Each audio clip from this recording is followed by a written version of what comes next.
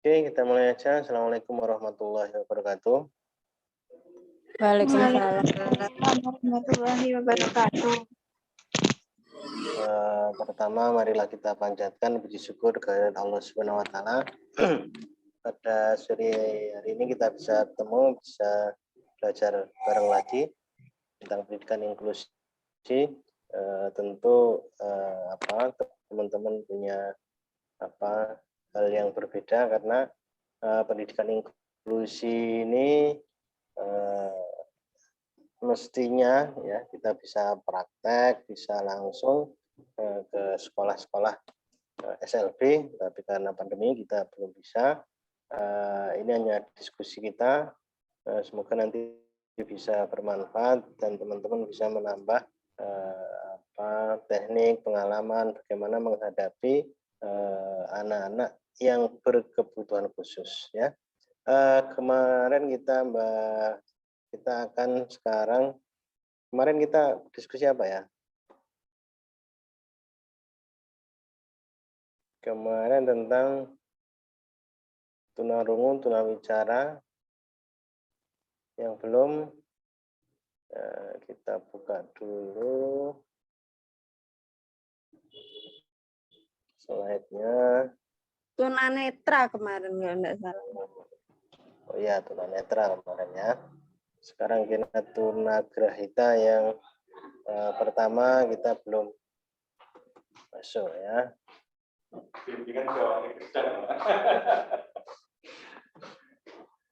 Ya Pak Breno. Mantep. Itu punya saya Pak. Reza dicek, wis bener urung nih. Ya, SKP.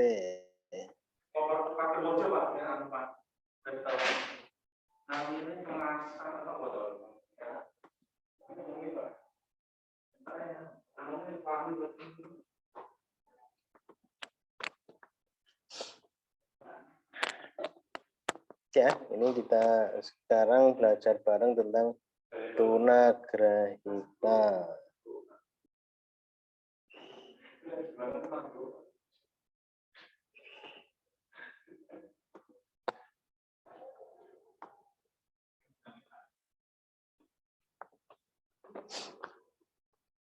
Oke, tunagrahita adalah anak yang secara nyata mengalami hambatan dan keterbelakangan perkembangan mental, intelektual jauh di bawah rata-rata, sedemikian rupa sehingga mengalami kesulitan dalam hal tugas-tugas akademik, komunikasi maupun sosial. Jadi mungkin teman-teman sering melihat anak-anak dengan tunagrahita, terutama mereka mengalami keterbelakangan mental ya. Jadi anaknya sudah besar ya kan, tapi dia merasa masih kecil. Biasanya ini terjadi kenapa? Karena mentalnya tidak berkembang. Mereka akan kesulitan dalam hal komunikasi, dalam hal berhubungan sosial, jadi mereka masih merasa balita. Nah, anak-anak dengan tunagrahita ini butuh pendampingan khusus ya, terutama dari orang tua. Ciri-ciri penampilan fisik ya. Jadi penampilan fisik tidak seimbang, misalnya kepala terlalu kecil atau terlalu besar ya.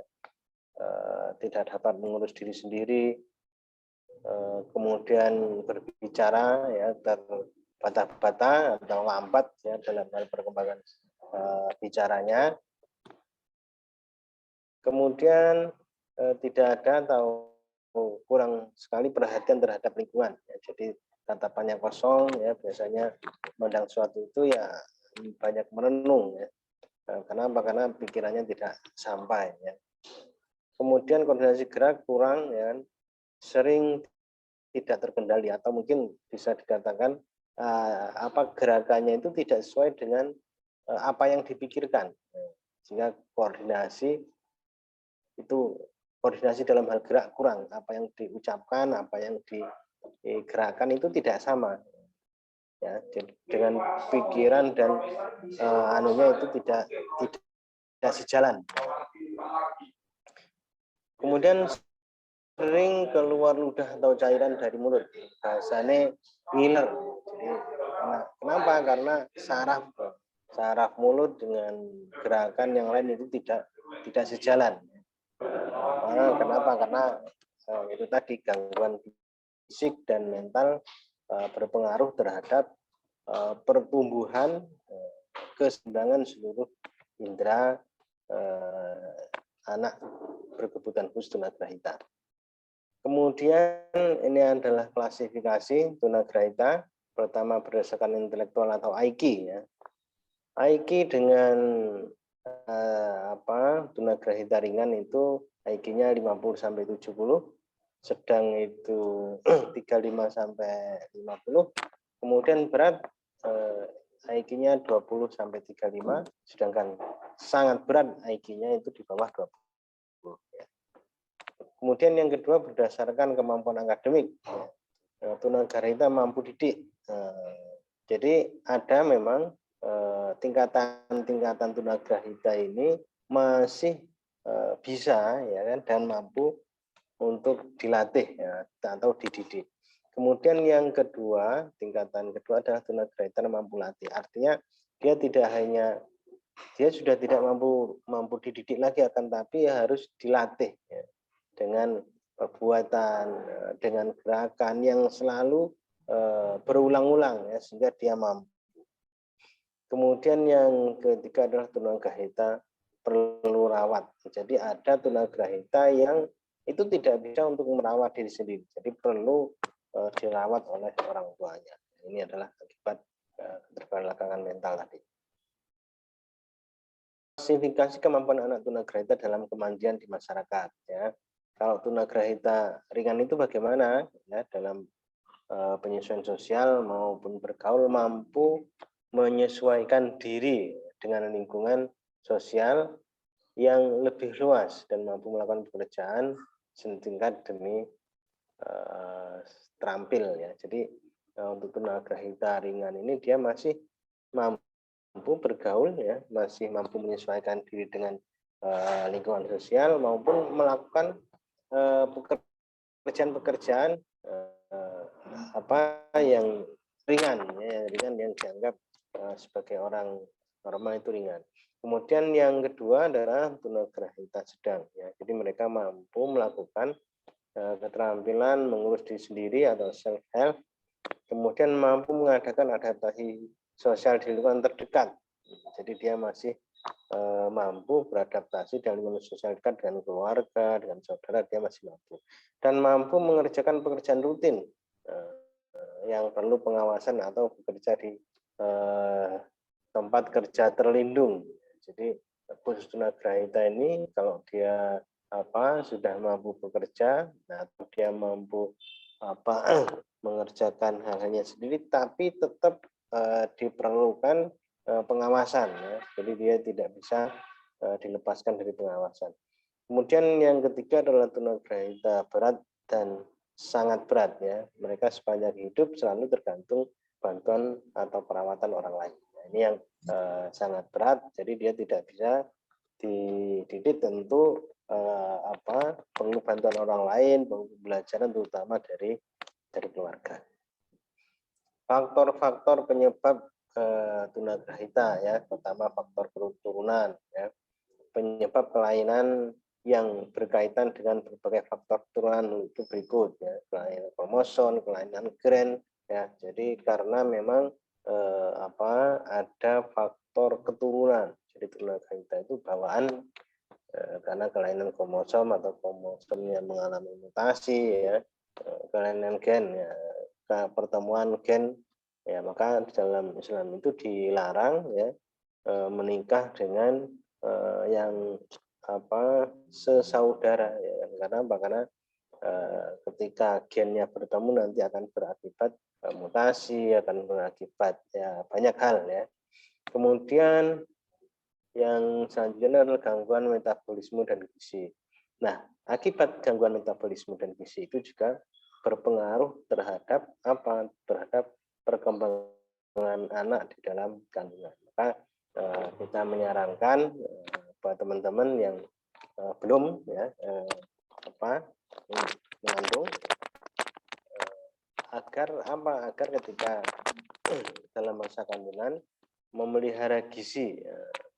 Jadi kalau biasanya pas hamil itu, pas hamil biasanya anti makanan-makanan tertentu. Ada malah saudara saya itu ya pernah tidak makan sama sekali, tidak mau, muntah rasanya.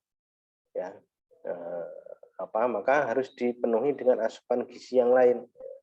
Maka konsultasi dengan dokter, nanti diberi suplemen agar gizinya tetap terpenuhi walaupun dia menolak.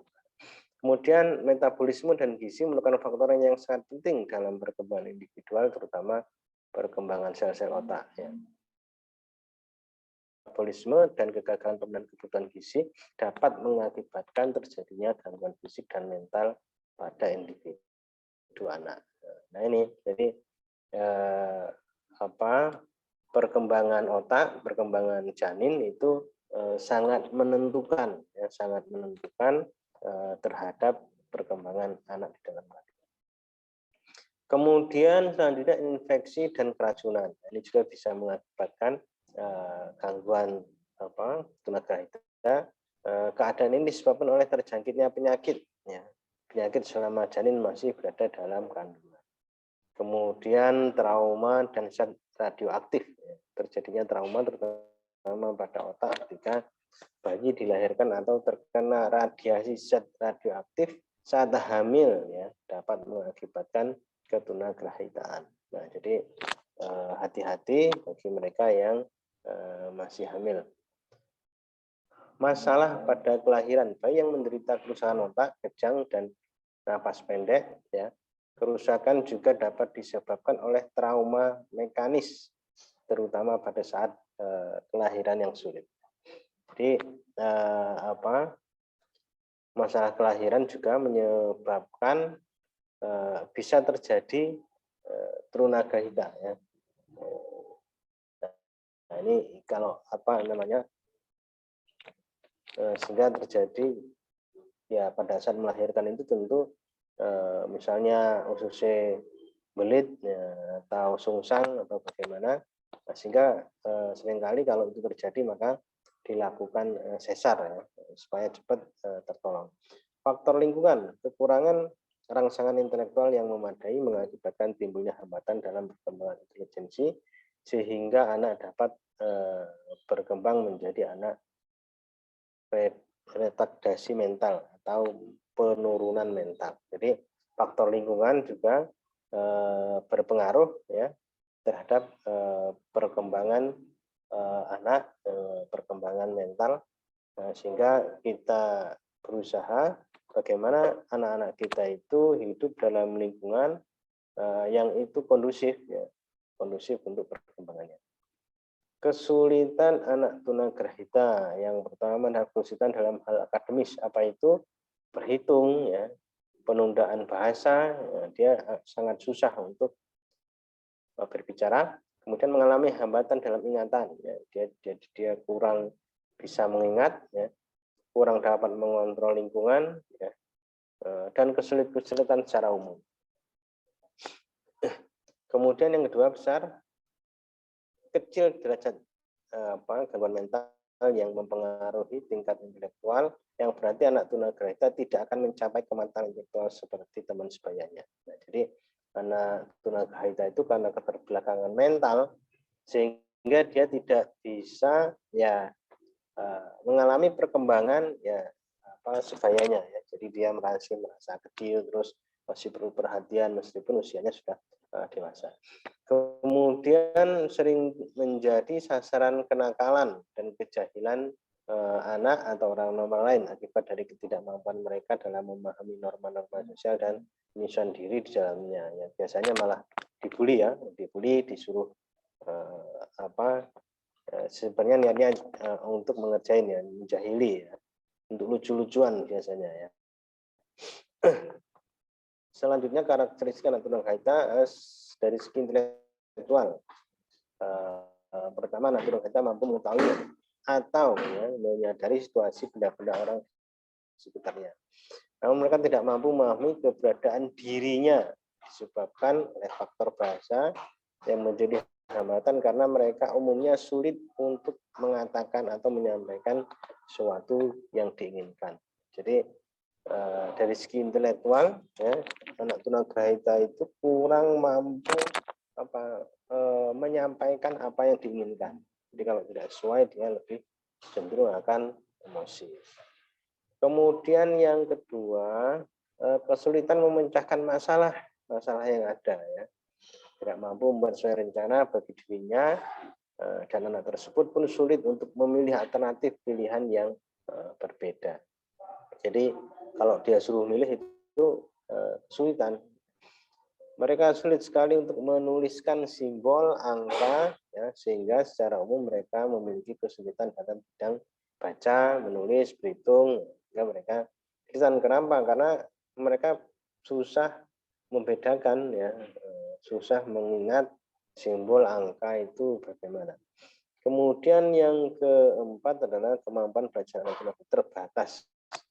Jadi mereka terbatas, mudah menyerah, mudah putus asa, ya. Mereka mengalami karena mengalami kesulitan untuk merumuskan sebuah konsep, ya, menempatkan diri pada situasi yang ia pelajari. Dari segi tingkah laku, ya, atau perilaku adaptif, perkembangan tunagrahita sangat lambat, ya.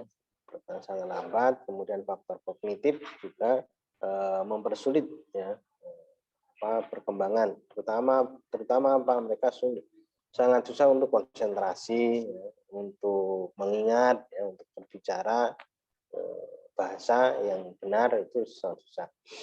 Juga mereka merasakan ketidakmampuan dalam melakukan pekerjaan dan tugas. Mereka sering melakukan kesalahan-kesalahan. Ya. Nah, bagaimana pelaksanaan pembelajaran yang baik? Ya, pembelajaran harus menarik dan menyenangkan sehingga akan terjadi proses akomodasi kognitif anak. Ya. Jangan hanya memberikan perintah dan larangan, tetapi memberikan penghargaan, memberikan contoh, ya, melakukan gerakan-gerakan yang itu bisa ditiru langsung oleh mereka, sehingga pembelajarannya bagaimana pembelajaran yang menyenangkan. Keterampilan dasar komunikasi, ya. Jadi bagaimana tunagrahita berat tidak mampu berkomunikasi, tunagrahita sedang mampu berkomunikasi secara sederhana, mempunyai kemampuan baik, ya, dan sebagian tunagrahita ringan mampu berkomunikasi layaknya orang-orang normal. Nah, apa yang bisa dilakukan oleh tunagrahita? Gerakan-gerakan khusus motorik, ya. Jadi ini akan membantu bagaimana mereka akan rileks, ya, sehingga intervensi pembelajaran dapat dilakukan melalui pola gerak, ya, dan permainan sederhana yang bersifat terapeutik. Terapi permainan, jadi bisa juga dengan terapi permainan difokuskan pada kemampuan gerak fisik. Aktivitas fisik menitikberatkan pada kebugaran jasmani dan gerak. Contoh permainan yang bisa dipakai adalah menirukan gerak binatang, ya, di punggung, bola, keliling, gerak-gerak lucu, menari, dan lain-lain.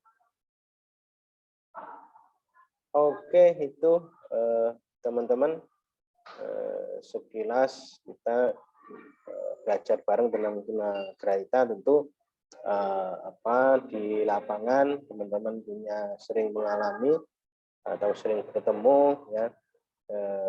Menurut saya kita perlu, ya, studi kasus langsung. Jadi kalau hanya belajar kita tidak tahu lebih dalam, ya, kalau tidak praktek, ya. Monggo, mungkin ada pertanyaan, ada saran, atau yang punya pengalaman dengan teman-teman tunagrahita, saya persilakan.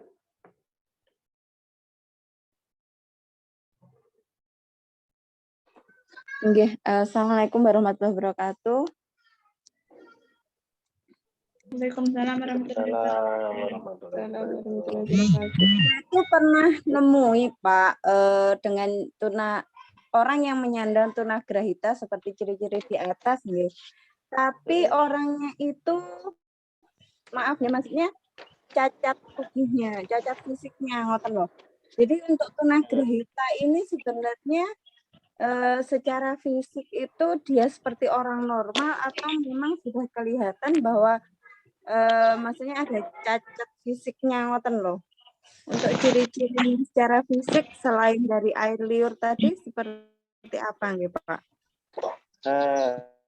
Tunagrahita itu lebih pada mental ya, mental, perkembangan mental orang. Jadi ada orang yang cacat fisik, tapi dia bukan tunagrahita. Ya. Dia normal. Nah, tapi kalau tunagrahita ini lebih pada cacat mental yang itu tidak bisa berkembang dengan baik. Nah, biasanya juga diikuti oleh cacat fisiknya. Misalnya kenapa? Karena perkembangan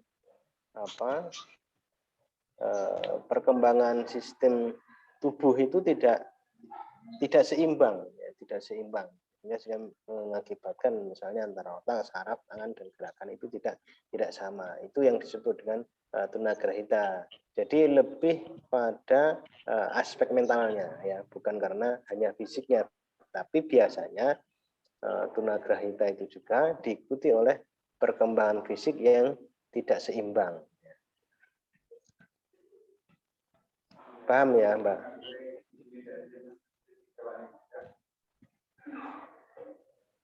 Halo? Nggih, Pak. Mungkin ada yang lain, monggo.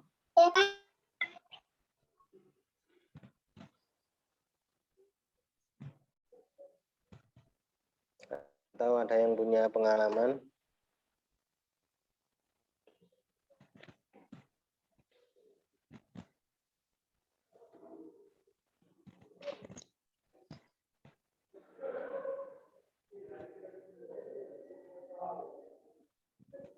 Ini masuk semua ya? Siapa yang nggak masuk?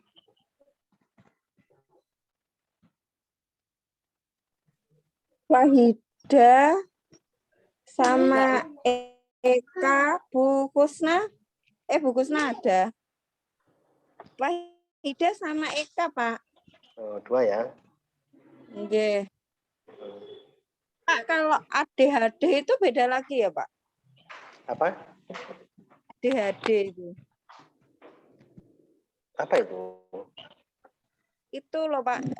Dia juga saya melihat pernah mengikuti seminar itu kok ciri-cirinya juga hampir sama dengan yang tunagrahita ya, Pak.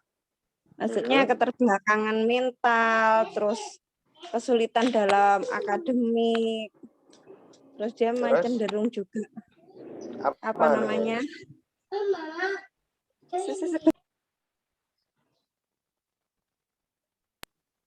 Apa namanya? Jadi ADHD.